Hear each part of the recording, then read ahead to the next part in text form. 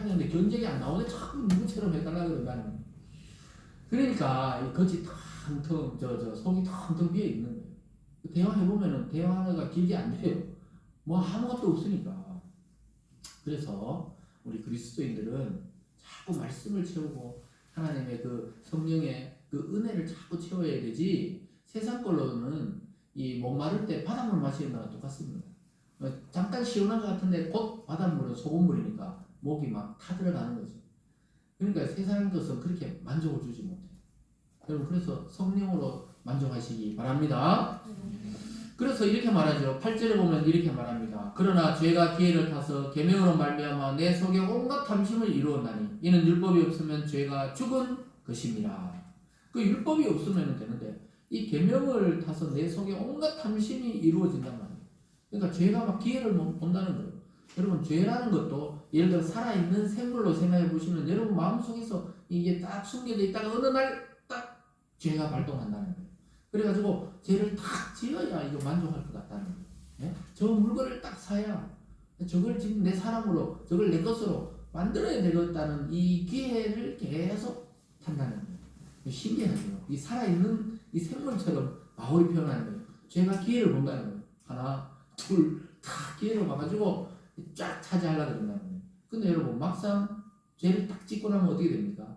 덫에 탁 걸려가지고 허무한 데 탁 빠지게 됩니다. 얼마나 허무해지는지 몰라요. 죄를 지면 지을수록 점점 더 큰 죄악으로 가서 허무에 빠지게 된다는 것이 이 성경의 결론입니다. 예를 들어 나에게 누가 해롭게 해서 내가 저 사람을 복수해야 되겠다. 복수하고 나면 속이 시원합니까? 속이 안 시원해요. 성경에 나오잖아요. 악한 자를 이기려면 더 악해져야 되기 때문에 하나님께 맡겨라, 원수 갚는 것을. 왜냐하면 이 사람이 만약에 엄청 악한 사람이면 내가 더 악해 이 사람을 그냥 제압할 거 아니에요. 예전에 그 영화 보니까요, 최민식 씨하고 그 이병헌 주연의 악마를 보았다. 좀 잔인한 영화지만은 그 연쇄살인범으로 최민식 씨가 나오는데 그 영화 찍고 자기가 막 상담을 받을 정도였다 그러더라고요. 너무 그 몰입하다 보니까. 그러니까 배우들 좀 그런 게 있거든요. 거기서 빠져나와야 되는데 어쨌든 거기 보면 막 연쇄살인범에게 자기의 그 부인인가 약혼녀가 하여튼 그 이병헌의 부인이 탁 죽임을 당하거든요. 그래서 자기 그 딱 반지를 발견해가지고 알게 돼. 자기 부인이 이놈인데 죽었구나 이러면서 복수하는 뭐 그런 스토리예요. 그 스토리만 저도 봤는데, 그래서 보니까 그 국정원 직원이거든요, 이병헌 씨가. 그러니까 얼마나 이 있잖아요, 몸도 날렵하고 막 이렇게 하는데 재민 씨가 악마죠. 그러니까 악마를 표현하는 거죠. 소위 말해서 연쇄 살인마인데.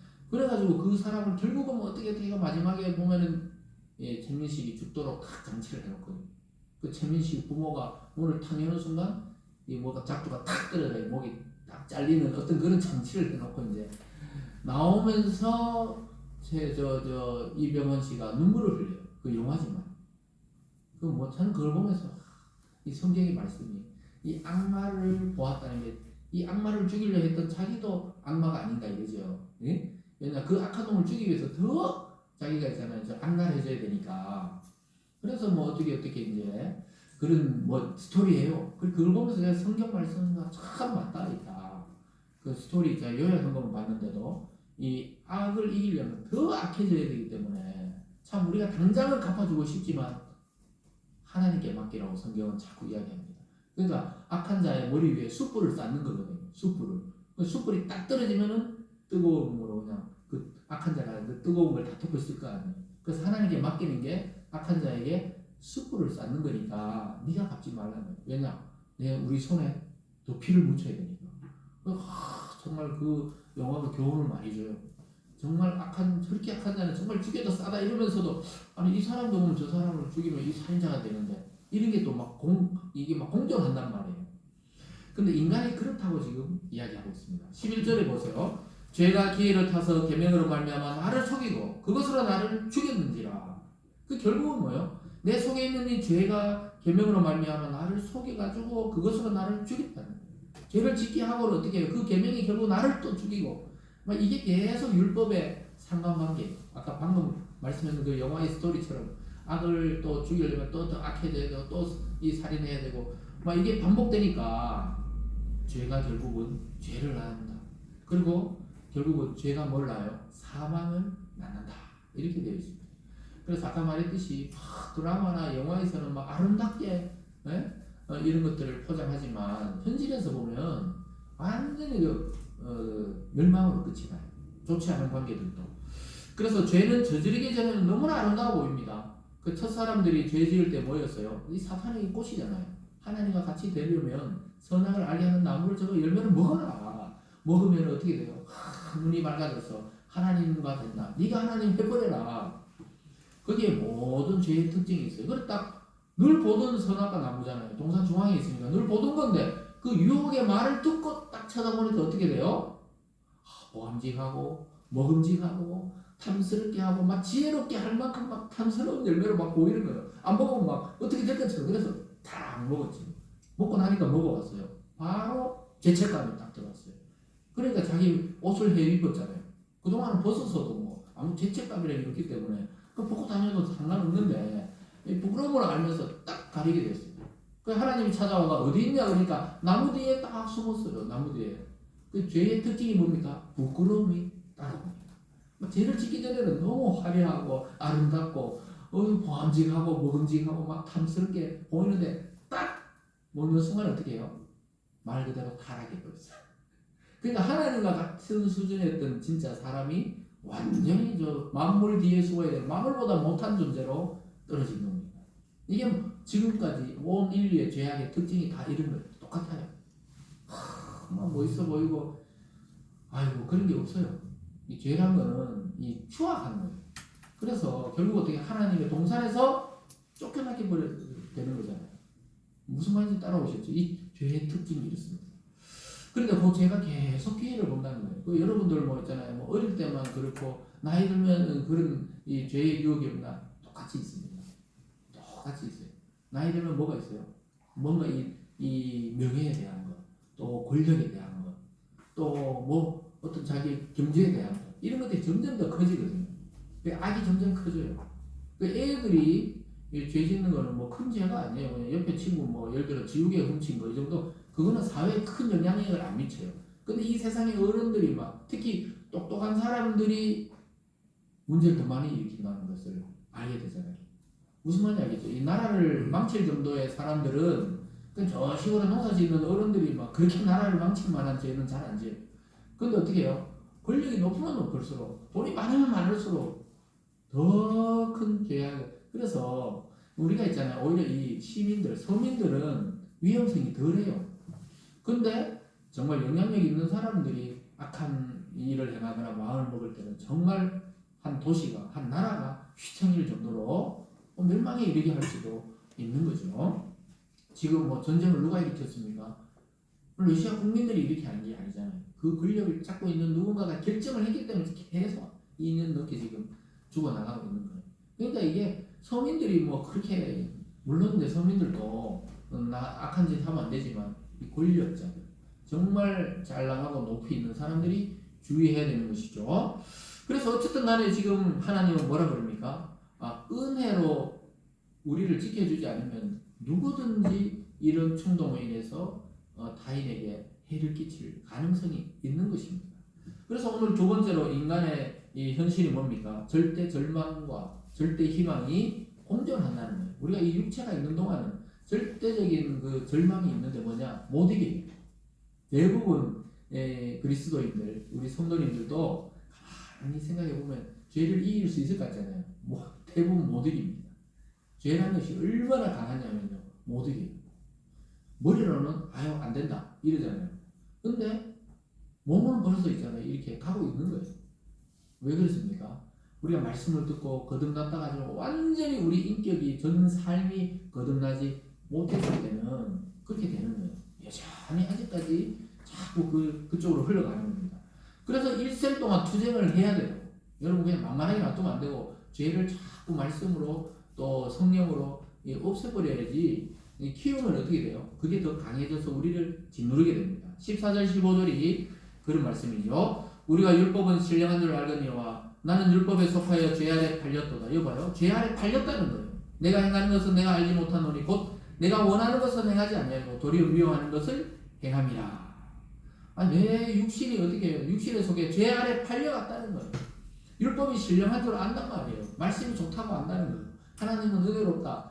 이 성경의 말씀이 맞다. 또 설교를 들을 때는 나는 열심히 했다. 이렇게 살아야지. 하나님을 닮아서 예수 그리스도를 닮아서 선하게 살아야지. 이러는데 어떻게 해요? 우리 육신이 죄에 팔려 있다는 거예요 지금. 그러니까 어떻게 팔려갔으면은 그 죄의 종으로 살아야 되잖아요. 그래서 자꾸 우리 왜 자꾸 이 실패할까? 왜 열심히 했는데도 안 될까? 너무 자기 자신을 죄책감 가지고 미워하지 마세요. 그때 어떻게 해야 됩니까? 하나님께 탁 터놔야 돼요. 하나님, 나 이렇게 살고 싶은데 이게 잘 안 된다. 이걸 솔직하게 고백하면 어떻게 해요? 하나님이 그리스도를 통해 성령을 우리에게 주셔서 그걸 이길 힘을 주셔야 되지. 내 의지와 결단으로 도덕적으로 산다? 절대로 안 됩니다. 절대로 안 돼요. 우리가 보기에 막 인격자고 대단한 종교인 같고 이러잖아요. 나중에 뭔가 더 터지면 어떻게 돼요? 사람이 막 엄청 실망한단 말이에요. 대단한 정치인이고 대단한 그런 사람 같은데 어느 날 막 스캔들에 뉴스 막 내서 특필 되면 어떻게 돼요? 아이고 저 사람이 저러나. 알고 보면 자기 자신도 그러면서 전부 마음속에는 사실은 예수님의 이 평가처럼 똑같단 말이에요. 그럼 어떻게 이길 수 있느냐? 성령과 말씀을 통해서 이길 수 있는 줄 믿으시기 바랍니다. 그래서 죄에 이미 팔려 있다고 이야기하고 있어요 성경은. 그래서 우리가 완전히 복음을 통해 거듭나지 않고서는 계속 반복적으로 그 죄악에 빠질 수밖에 없다는 것입니다. 그래서 결국 마음속의 죄 문제를 해결하지 못하면 주저앉게 되어 있어요. 아무리 교회에 나가서 회개하고 예배드리고 기도하고 이래도 죄 앞에서 주저앉는 이유가 왜 그렇습니까? 성령과 말씀으로 완전히 거듭나서 내가 새 사람으로 태어나지 않으면 옛 사람으로 살고 있는 거예요. 물론 하나님이 그분을 구원시키는 데는 지장이 없지만은 이 삶이 계속 반복적이 되고 나중에 어떠냐? 교회를 못 나가요. 하나님께 너무 미안해가지고 자기가 못 나가 자기 스스로. 그럴 지경까지 빠지는 경우도 있습니다. 대부분은 그렇지 않지만 그런 경우도 가끔 보게 되는데요. 그것은 자기 힘으로 극복해 보려고 했기 때문에 계속 걸려드는 거예요. 자기 힘이 아니고 항복해버려야 돼요. 나는 안 된다. 항복해야 이제 하나님이 알아서 해주세요 해야 하나님이 붙잡고 그렇게 새롭게 살게 하는데 자기가 해보려고 하면 자기가 열심히 예배드리고 자기가 열심히 기도하고 자기가 열심히 성경 읽고 그러다가 어떻게 돼요? 탁 떨어진다. 이 하나님으로부터의 힘이 와야 되는 것입니다. 17절과 19절입니다. 이제는 그것을 행하는 자가 내가 아니요 내 속에 거하는 죄니라. 분명히 얘기하죠. 내 속에 죄라는 게 이 살아있는 생물처럼 지금 이야기한다니까요. 내 속에 죄가 자꾸 나를 움직인다는 거예요. 내 속 곧 내 육신에 선한 것이 거하지 않은 줄 아노니 원함은 내게 있으나 선을 행하는 것은 없노라. 내가 원하는 바 선을 행하지 아니하고 도리어 원하지 아니하는 바 악을 행하는도다. 나는 선을 행하고 싶은데 왜 내가 원하는 건 선인데 왜 내 삶을 보고 왜 자꾸 악한 쪽으로 가고 왜 죄 쪽으로 가느냐? 아까 말했듯이 내 속에 거하는 게 죄인데 죄에 팔려갔다는 거예요. 죄의 종으로 가고 있으니까 이 벗어날 길은 뭐예요? 어떤 다른 주인이 와서 그 종을 값을 주고 사와버려야 돼요. 그래서 저와 여러분을 값을 주고 피값을 주고 사오신 분이 누구냐? 예수 그리스도인 줄 믿으시기 바랍니다. 그래서 우리가 우리를 돌아보면 절대 절망이지만 예수 그리스도를 바라보면 절대로 희망을 버릴 필요가 없어요. 그래서 우리 마음속에 두 법이 존재한다고 바울은 발견한 것입니다. 21절부터 23절까지 말씀이 거기 결론적으로 이렇게 말합니다. 그러므로 한 법을 깨달은 놈이 곧 선을 행하기 원하는 나에게 악이 함께 있는 것이로다. 내 속사람으로는 하나님의 법을 즐거워하되 내 지체 속에 다른 한 법이 내 마음의 법과 싸워 내 지체 속에 있는 죄의 법으로 나를 사로잡는 것을 보는도다. 이렇게 말하잖아요. 내 속에 뭐요? 선을 행하기 원하는 나에게 악이 함께 있다. 이거 원어로 보면 동거한다 이렇게 표현하거든요. 같이 딱 붙어있다는 거예요. 나는 선을 행하기 원하는 나에게 악이 딱 함께 붙어있다는 거예요. 육체가 있는 이 동안에. 그래서 내 속사람으로는 뭐요? 내 영혼은 하나님의 법을 막 즐거워요. 여러분 말씀 듣는 게 좋잖아요 지금. 맞습니다. 은혜되고 또 성경 읽으면 정말 하나님 나 이래 살아야 되겠다 하는데 딱 밖에 나가서 살 때 보면 어떻게 돼요? 딱 다시 내 중심으로 돌아와 있어요. 이 참 미치고 팔짝 뛸 노릇이다. 이게 바로 이거예요. 그래서 막 목사님이 되고 스님이 되고 막 신부님이 되고 막 종교인이 되면 막 싹 달라질 것 같잖아요. 안 달라진다는 그게. 하나님 불러서 그냥 그 일을 시켜서 그랬지 안 달라지더라 이거예요. 뭐 어떻게 달라집니까?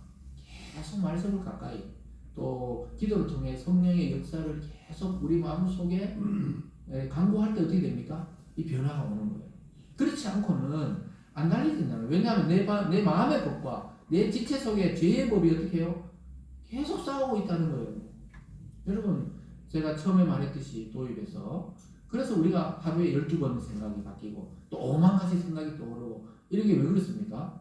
인간이 계속 이게 싸우기 때문에 마음속에 이게 정상이라는 것을 인식해야 된다 이 말입니다. 너무 죄책감에 빠져서 아무것도 못하면 안 되고 또 그렇다고 너무 교만해도 안 되고 우리의 현실을 오늘 사도 바울처럼 고백을 해야 돼요. 하나님, 내 속에는 이것도 있고 이것도 있네요. 근데 이게 계속 투쟁을 하는데 대부분 죄에 더 많이 끌려가요.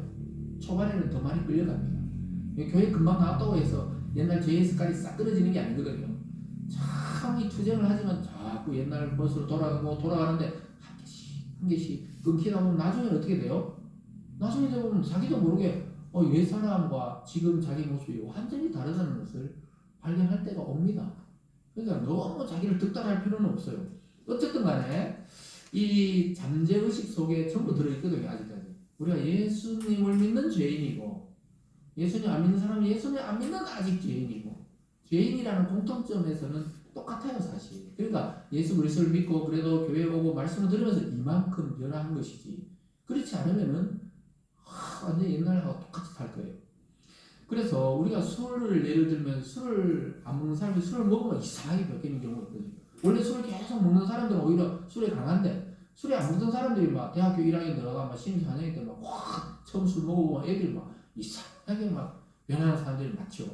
그래서 뭐 얌전했던 사람들이 막 이 폭력적이 되거나 막 과감해지거나 그리고 술에 잔뜩 취하면 잠재의식이 폭발하는 것처럼 모든 사람이 어떤 것에 자극을 딱 받으면은 죄성이 폭발한단 말이에요. 그래서 원래 화를 안 내는 사람도 어떤 말, 어떤 행동에는 화를 내는 사람이 있어요. 과하게. 그러니까 모든 사람이 안 그러는데 그 사람은 그 말을 들었을 때 막 화가 폭발하는 사람들이 있어요. 그게 뭡니까? 여기서 말하듯이 내 속에는 하나님의 법을 즐거워하고 나는 선을 행하려 하는데 내 속에 다른 법이 뭡니까? 육체의 법, 죄의 법이 또 막 계속 이렇게 함께 동거하고 있다. 이렇게 바울이 표현합니다. 그래서 바울이 뭐라 그래요? 지금 바울의 고백이에요. 바울 자신의 고백이면서 우리 모든 인간의 고백이에요. 그 위대한 사도 바울이 지금 고백하는 게 뭡니까? 24절 말씀을 함께 읽어보겠습니다. 시작. 오라 나는 공고한 사람이로다. 이 사망의 몸에서 누가 나를 건져내랴. 나는 공고한 사람이라는 거예요. 앞에서 계속 이야기하잖아요. 이렇게 하고 이렇게 해보려 했는데 계속 내 속에 이 육체의 법, 죄의 법이 막 이긴다는 말이에요. 그럴 때는 나는 공고하다. 공고하다는 말이 뭡니까? 완전히 마음이 메말랐다는 거예요. 이 가뭄이 너무 심할 때 논이 쪽쪽 갈라지거든요. 벼를 심어놔도 막 이 논이 쪽쪽 갈라져요. 막 금이 나가지고 갈라지듯이 그런 상태로 파멸적인 상태에 있다고 자기가 지금 살펴보니까 아이고 내가 하나님을 알고 율법도 알고 하는데 나는 완전히 너무나 공고하다. 그러면서 중요한 말이 이만입니다. 누가 나를 건져내랴. 그래서 이것은 누가 나를 구원해주면 해결되는데 인간끼리는 해결될 길이 없었다는 것을 말합니다. 그래서 공고하다는 거예요. 이걸 해봐도 공고하고 사도 바울도 얼마나 학자입니까? 얼마나 또 권세가 있는 자였어요. 근데 마음속이 어떻게 해요? 쭉쭉 갈라져가지고 파멸 직전에 있는 상태였다는 거예요. 지금 모든 인간이 예수 그리스도 밖에 있는 예수님 모르는 모든 인간이 지금 그 상태라고 생각하시면 돼요. 그래서 여러분들 지나가다가 뭐 어떤 시비가 없거나 이러면 그냥 입을 닫고 그냥 예, 미안합니다 지나가는 게 좋아요. 왜냐? 만약 상대가 예수님도 모르고 아무것도 모르는 사람이라면 이 막 언제 폭발할지 모르거든요. 그 부딪히면은 큰일 납니다. 요즘에는 뭐 주차나 아니면 운전하다 시비부터도 창문 열고 욕할 필요가 없어요. 큰일 나요. 상대가 어떤 멘탈을 가지고 있는지 모르기 때문에 그 그리스도인들도 막 이러는데 욕을 부리잖아요. 막 싸우는데 죄의 법과 성령의 법이 내 속에 막 싸우는데 그렇지 않은 사람들은 막 요즘에 화를 끝까지 내버리거든요. 그래서 웬만하면은 문을 닫고 욕하든지 절대 있잖아요. 막 따라가든지 경계 울리고 이럴 필요가 없어요. 저도 막 가는데 그냥 며칠 전에도 그냥 아내 내려줄 때 있던 아내를 내려주려고 가는데 그냥 정상적으로 가고 있는데도 막 깜빡하고 뭐 급한지 막 버쩍버쩍 뒤에서 하는데 아무 반응을 안 했어요. 왜냐 이미 저 흥분된 상태이기 때문에 내 때문에 흥분된 게 아니고 뒤 차례에서부터 막 칵칵 하면서 이리 왔더라고. 그래서 그런 사람은 화낼 필요가 없어요. 그러면 가만히 있으면 우리 갈 길 가면 되고 자기 알아서 가요. 근데 괜히 시비 붙으면 어떻게 됩니까? 뭐 도로가에서 이래 시비 붙으면 절대로 안 돼요, 요즘에는. 그래서 왜냐? 상대가 어떤 상태인지 모르기 때문에 다툴 필요가 없습니다. 절대로 그럴 필요가 없어요. 그냥 아이고 저렇게 정신없는 놈이 있구나 이렇게 하면서 혼자 그냥 말하고 지나가야지 이 시비를 붙으면 안 되는 것이죠. 근데 어쨌든 우리도 공고한 상태라는 거예요. 그래서 사도 바울이 누가 나를 좀 건져달라 이랬는데 사도 바울이 이야기한 이유가 왜 그랬습니까? 자기는 건진받았다. 내가 예전에 이랬지만 건진받았는데 누가 건져줬냐? 예수 그리스도라고 이야기해요. 25절입니다. 이렇게 고백하면서 막 터져나오죠. 우리 주 예수 그리스도로 말미암아 하나님께 감사하리로다 이렇게 말하고 있습니다. 예수님을 통해서 하나님께 나는 감사한다. 왜? 내 그전의 삶은 지금까지 이야기했던 그거 있잖아요. 막 죄의 법과 또 하나님 율법의 이 선한 것이 막 충돌하고 그래서 막 좀 더 괜찮은 사람 같았는데 막 화가 날 때는 또 막 화를 내고 막 죄악이 속에 들끓는 걸 보면서는 아이고 나는 공고한 사람이다. 이 사망의 몸, 죽은 몸에서 누가 나를 건져낼까? 이 죽은 사람 살리는 건 예수 그리스도밖에 없잖아요. 부활시킬 수 있는 분은. 그래서 누굴 건져냈냐? 예수를 만났다는. 사랑하는 여러분, 저와 여러분이 만난 분이 사도 바울 만난 그분과 똑같단 말이에요. 예수 그리스도.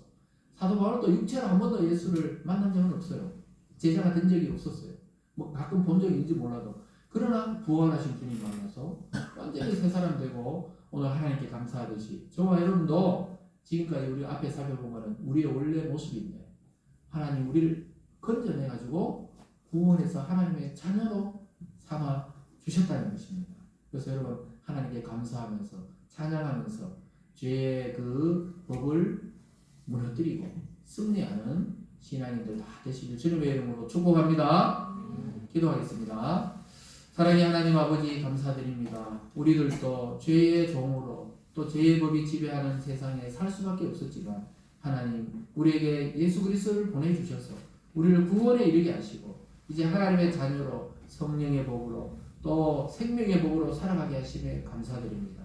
하나님 우리 속에 일어나는 여전한 이 죄의 충동들을 하나님의 말씀과 성령으로 이기고 하나님께 영광 돌려드리는 우리 모든 성도들 될 수 있도록 축복하여 주시옵소서. 감사드리며 예수님의 이름으로 기도드리옵나이다. 아멘. 다 같이 찬송